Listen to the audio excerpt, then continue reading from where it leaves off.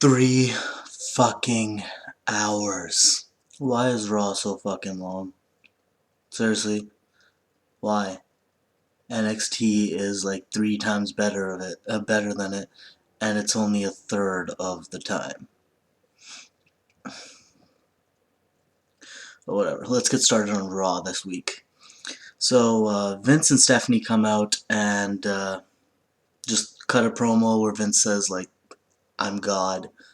So, and you all beneath me, I'm stepping on you all the fucking time. You're all losers, and I'm great. Because you know how it is. The McMahons are awesome. So, yeah, standard I'm God speech. Stephanie jerks off Triple H a little bit on live TV. It's kind of weird. And then Triple H comes out wearing a suit. Come on, man. You just won the Royal Rumble, you have the title, and you come out wearing a fucking suit.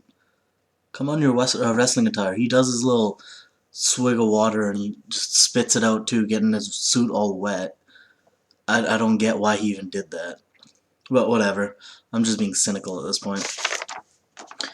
Okay, so Trips actually calls Vince McMahon God at one point during his promo. It was a pretty good promo too. He cuts it like he used to. He's still pretty good on the mic. He not showing any rust. But maybe that hating on the WWE Universe thing, calling us stupid all the time, it's wearing a little thin because everyone does it. Like every heel ever does it now. It's kind of dumb. It's like hating on the local sports team. Everyone does it. And people were chanting Roman Reigns during their promo, which I thought was pretty cool. Maybe he got over in the Rumble afterwards. I hope so. I really hope he did, because I'd like to see Roman Reigns actually do some good. But more on that later when I actually get to his match. It could also be that this was in Miami, and yeah. He's loved only there, but we'll see. Alright, so they mentioned that after the main event, they're going to pick 2 people to go to Fastlane, and then the people at Fastlane are going to have a wrestling match to face Triple H at Mania.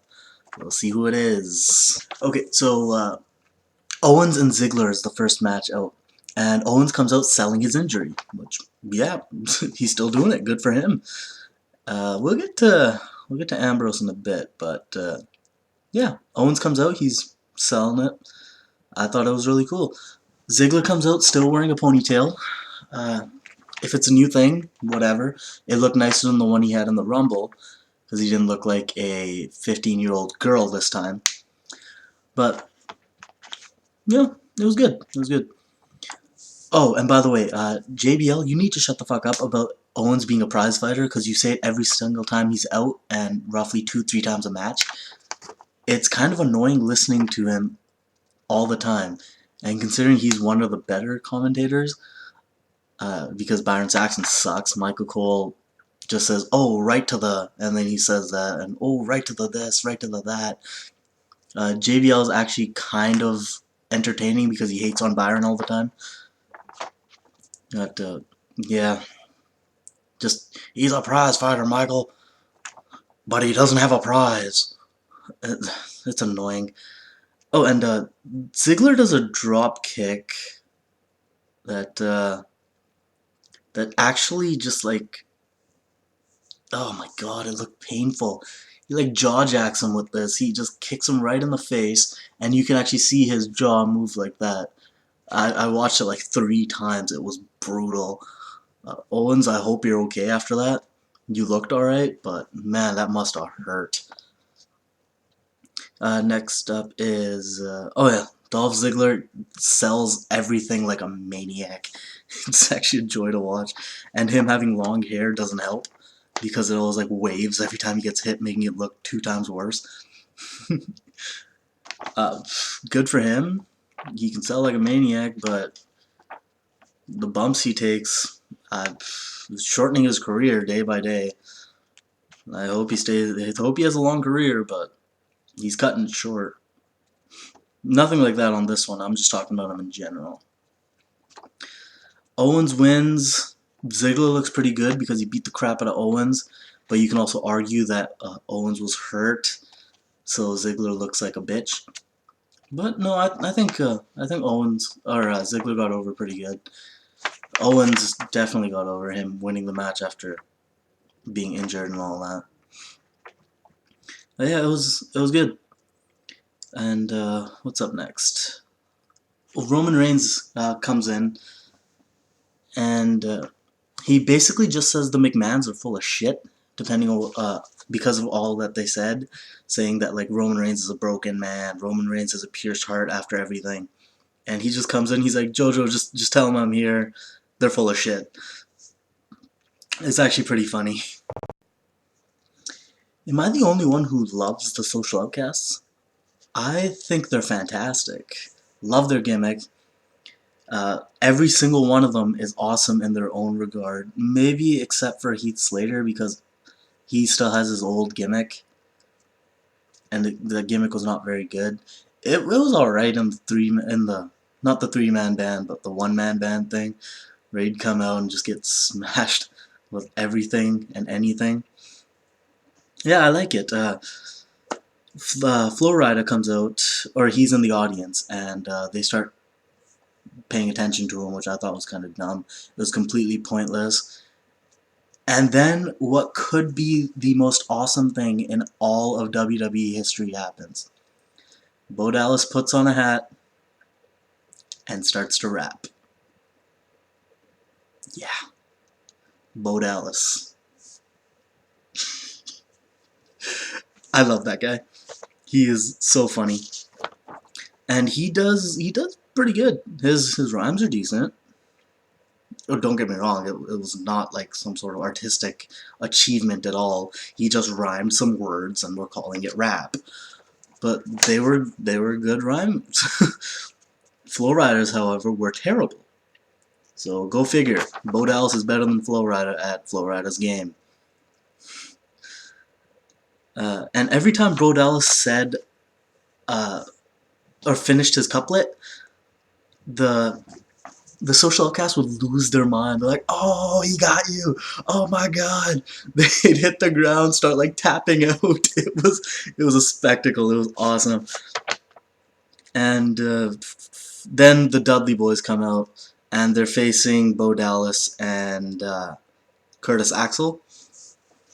Which, yeah, I would have kind of liked to see Adam Rose a little bit, but yeah, I guess Curtis Axel. I guess I'd like to see him get pushed a little too, because I think he could be big. They're just booking him like shit. But we'll see how this goes. This whole Social Outcast thing. I think they're gonna put too much effort into making Heath Slater look like the leader, which I don't think they should. He's kind of annoying at this point, but we'll see. So the Dudleys come out.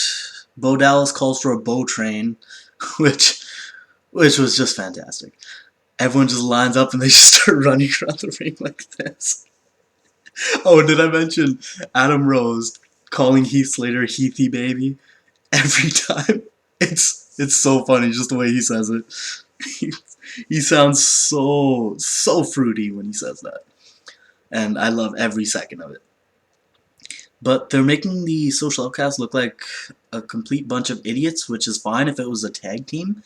But when you have 4 superstars and you're just burying them into the dirt, making them a comedy team, it's just annoying for everyone else. Especially if they have their own unique gimmicks, which they do. Curtis Axel is the guy who keeps correcting Adam Rose whenever he says some stupid shit. Adam Rose says stupid shit. Bo Dallas is the positive guy who's always like, "Believe, yeah, we're the best friends ever." And Heath Slater is Heath Slater. But if you're going to put that much effort into giving them their own gimmicks like that, don't make them a comedy team. At least make them a little bit of a threat. Make them win a match or two. I know Heath Slater beat Dolph Ziggler a few Raws ago, but I don't even count that as a match because it was completely stupid, and Heath Slater didn't go over at all. But yeah, the wrong guy pins.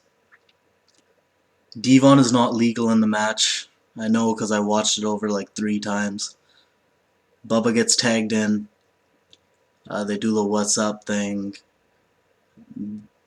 Devon and Bubba Ray hit the 3D, and then Devon goes for the pin and gets the 3 count. It makes no sense. And if I did miss it in my 3 times watching it and Bubba Ray was legal, he was in the ring, or Devon was legal, Bubba Ray was in the ring for longer than the 5 count. Because he was in for a solid like minute, and that's bullshit. So either way, they fucked up. Now what's next? I want to say good luck to Nikki Bella. I hope her surgery goes well. It's a shame what's happening in the WWE with all these injuries. I hope everyone's okay. Nikki Bella, she held the title for so long. I won't say she's the greatest in the ring, but she's still kind of fun to watch. Jericho versus AJ Styles was next. A match where I was pretty hyped for. I thought it was going to be awesome. Who better of a person to face AJ Styles on his debut than Jericho? They both have similar wrestling styles, and yeah, it turned out to be a really good match. I thought it was fantastic. I was a little upset that it wasn't the main event, but we need Roman in there to be the main eventer still. I kind of wanted to see Jericho and the AJ match go on for longer, but it was a mid-card match, so there's not much you could do. And I felt like this match really isn't leading to anything.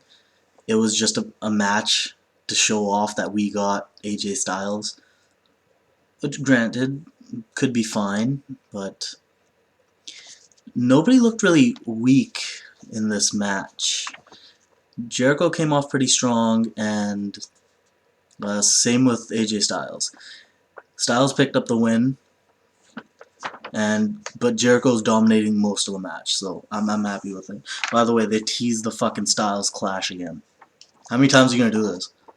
That's the 5th time since he debuted in WWE that you teased his finisher and not done it. He won by doing that fucking... He reversed one of Jericho's pins into another pin, and he got the 3 count. Jericho did this thing where he just stared at him for a while AJ Styles had his hand out, and Jericho just stared at him for a bit, shook his hand, and then pulled him back when AJ tried to leave, just looked at him, smiled, and then left. I don't know if that's his way of saying I'm passing the torch to you, which I hope it is, because Jericho is getting a little old, and he should retire soon. But yeah, it was a great match. I would definitely recommend watching it. There were a few spots that were beautiful, like the triangle dropkick that Jericho did while Styles was running towards him on the apron. So he just ran directly into his dropkick. It looked terrible. Not in a bad way, but in like a holy fuck way.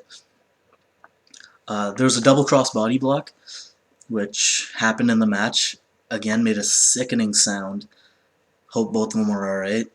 They got up and finished the rest of the match. This happened like mid-match, so I'm sure they're fine. But again, it looked painful. Those kind of bumps, they never end well. Well, they rarely end with people not getting hurt.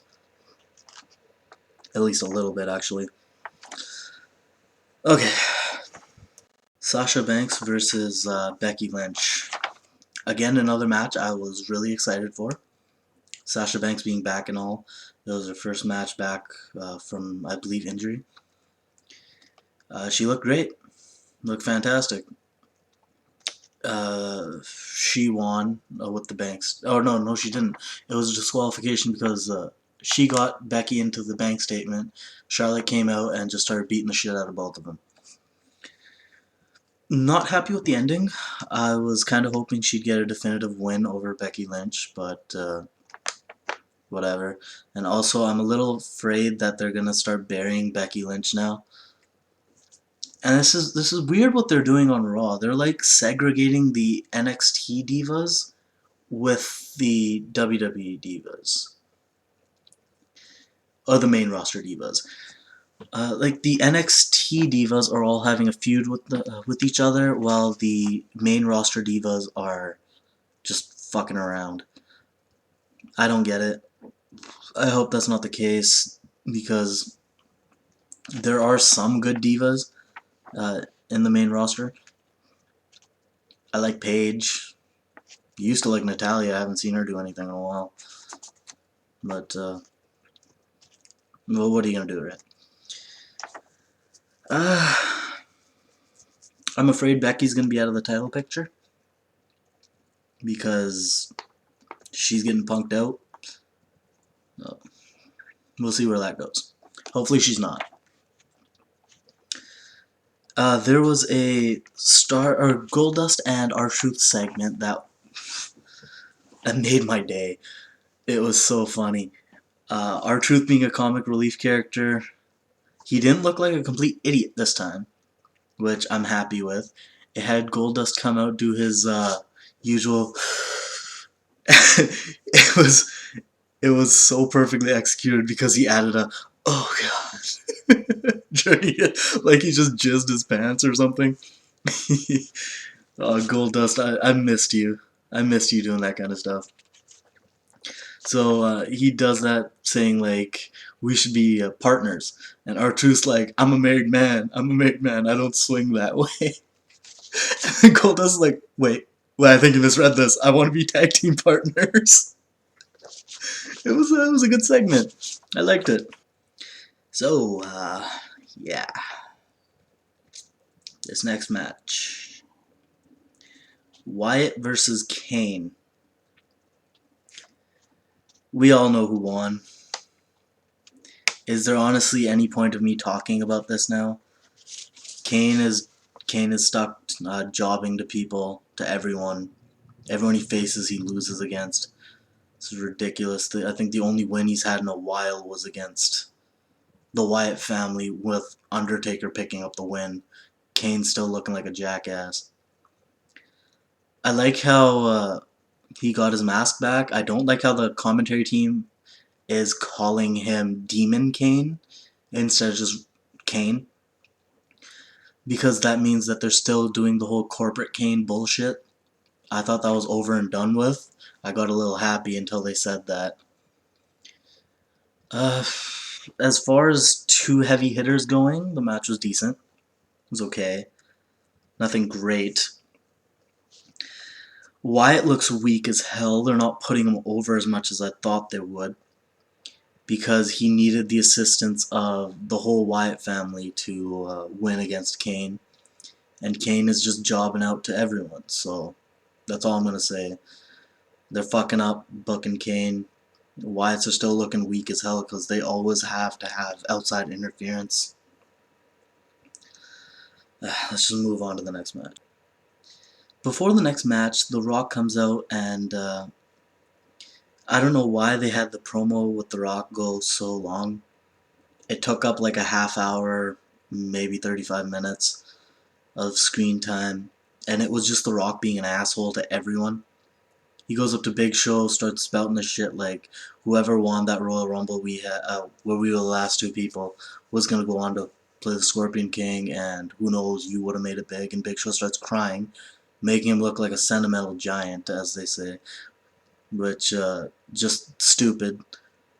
Big Show is supposed to be an asshole. He's supposed to be a heel at this point, I believe. I don't know who can tell Big Show anymore. I'm pretty sure he's supposed to be a heel, but him crying, breaking the laptop he was holding, it just makes him look weak. Didn't like that. Didn't like that at all. The Rock goes up to Lana and pretty much says, "I would rock your world, and we had sex. Don't you remember? We had sex. By the way, did you know that we had sex? Because we had sex." And the whole time, it was just completely stupid, because Rusev's standing behind him. They're getting married. I thought it was just completely dumb, because Lana the whole time is saying like, "No, we didn't. No, we didn't. What the hell are you talking about?" And he's just going on and on about just having sex with Lana. The Rock would be over anytime you bring him into the WWE. Maybe not when Roman Reigns won the Royal Rumble, but still, that was Roman Reigns not getting over, not The Rock. So I don't see why they needed a promo this big. And don't get me wrong, he's my favorite wrestler of all time next to Jeff Hardy. But I believe this went on for way too long. So The Rock says, finally, The Rock has come back too. And then he stops and does a Goldust orgasm moment for like a solid minute before saying home. I thought it was pretty funny. The Rock pretty much destroys kayfabe completely. Yeah, just outright shouts wrestling's fake by saying time to go off script and leaves the ring. And goes up to these guys who are dressed as different people. There was a Macho Man, there was a Rock, there was a Hulk Hogan, and The Undertaker. And they said Hulk Hogan on Raw. The band name. I wonder if The Rock's going to get chastised for that. We'll see. And the biggest nerdgasm moment of this week's Raw was the New Day came out and started cutting a promo with The Rock. New Day, the greatest talkers in the WWE right now, if you ask me. And The Rock being back, now he's the greatest talker, so them colliding was fantastic. I loved every second of it, except for maybe the New Day part where they went on for too long. It was good throughout the whole way, but again, too long. The Rock says that their horns look like llama penises. Didn't get it. It was funny, but didn't get it. Couldn't you just say a penis? So like flopping around over there. Why llama? And he says something that I would probably say if I was in The Rock's shoes. A comeback that makes no sense, but you just take a word and then add bitch at the end of it just to make it funny. He calls them unibitches, which I laughed my ass off because that is exactly something I would say. I would totally call someone dressed as a unicorn a unibitch. Overall, it was a good promo, but what are you gonna do, right?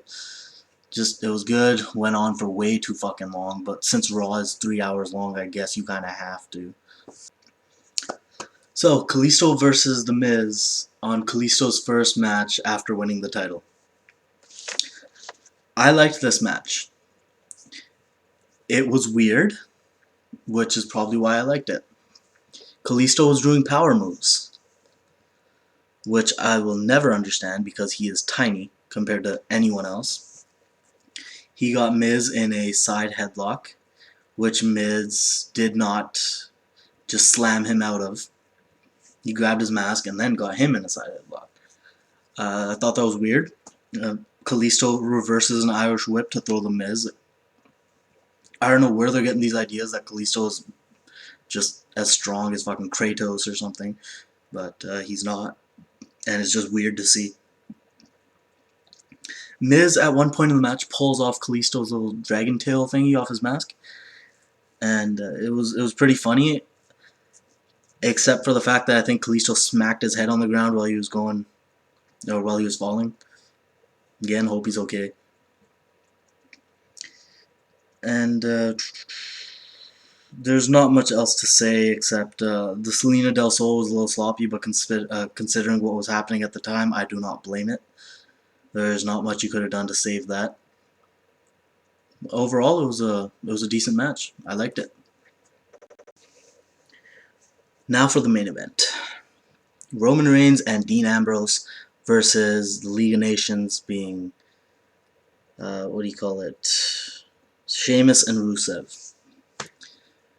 Barrett just seems to come and go in the League of Nations. He seems to have no point.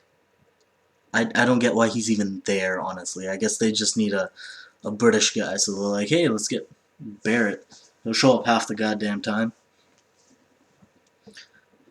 I get he wasn't booked for Royal Rumble, that's why he wasn't there, but he should have still been in the background to show that they're still a team. So Barrett just seems to like show up when he really wants. That's what it seems like. He doesn't care about the League of Nations at all. I get it. Maybe he has some things to do, but story-wise, it's kind of dumb. Again, making Roman Reigns look like he's got a fucking 8-foot cock made out of iron. It was a standard Roman Reigns match. I'm not counting Dean Ambrose in here because, well, he didn't really do much. He saved the match up, but there's no way in hell that would make Reigns lose, even if it was a singles match or anything. And by the way, did you know that Dean Ambrose is crazy? He's crazy, guys. He's a lunatic. He's crazy. They don't shut up about that at the fucking commentary desk.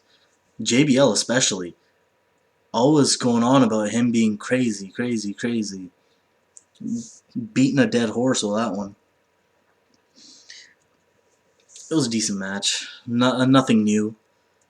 Everything a standard tag team match is nowadays in the WWE.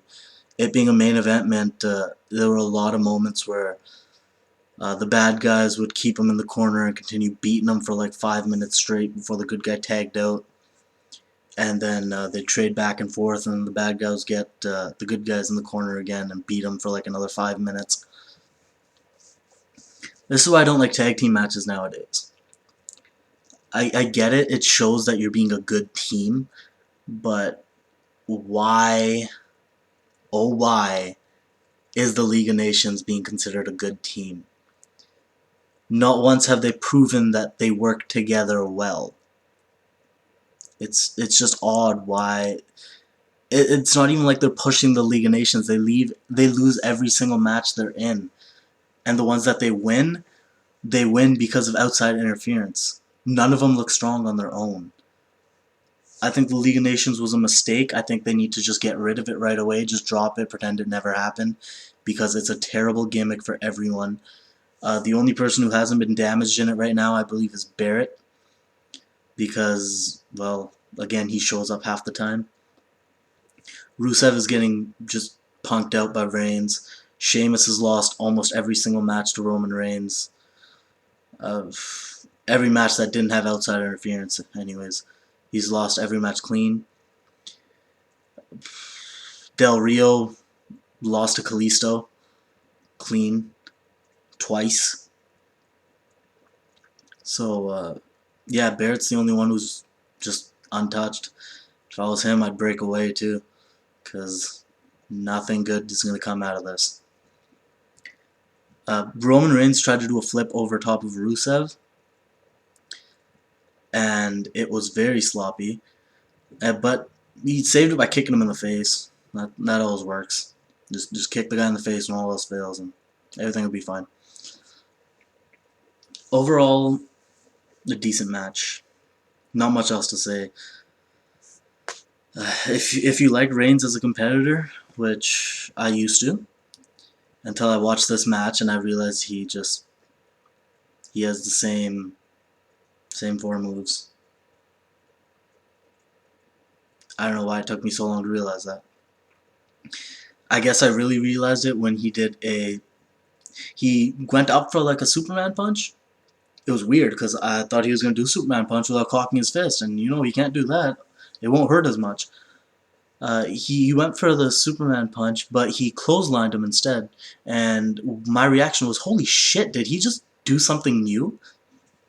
And then it hit me that, holy shit, he never does anything new. If you're not that good on the mic, spend some more time in the gym working on moves. Cool moves. Moves specific to you. That's why I love high flyers, because they always have something specific to them. Like, it doesn't always have to be finishing moves. Like, look at Kalisto. He does that, what did I call it in the Royal Rumble again? The spinny springboard thingy? The corkscrew? He does a corkscrew, springboard corkscrew, which is really cool. Sin Cara does a fucking plancha that no one else does. Just every high flyer has his own thing. What does Roman Reigns have that no one else does? The drop kick? Maybe? When the guy's outside the... Or he's just leaning out the ropes and Roman Reigns does that drop kick?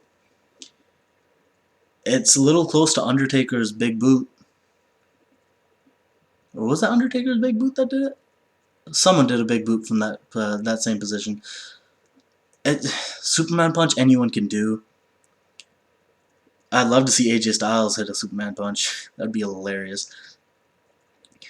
There's the spear, which literally everyone has done. Big E has a better spear than Roman Reigns, by the way, because at least he spears him outside the ring, but no, that doesn't count as a finisher. Nor is it as strong as Roman Reigns, because Roman Reigns is fucking huge. Big E's probably stronger than the guy. But that's, I've gone on enough about this. The end of Raw, Steph came out and she's like, it's going to be Ambrose and Reigns Ambrose versus Reigns versus Lesnar at Fastlane. Winner's going to face Triple H. I don't believe Lesnar's going to win this. It's going to be Reigns by pinning Ambrose, and they're going to hopefully start a feud between those two. Because, honestly, this whole Bros for Life thing, I would be behind it, but I don't believe it. I don't believe it for a second. Mainly because Ambrose, every time they're in a match together, gets his ass kicked by Reigns. In every triple threat, they go at each other. In the title picture, they went at each other, and Roman Reigns beat him clean both times. So I'd like to believe that they're going to start this thing where Ambrose is like, you know what? You beat me a few times, but I'm better than you, and I'm going to prove it by kicking your ass. Probably not going to do it, but we'll see what happens. Thanks for watching, and I'll probably be back with SmackDown.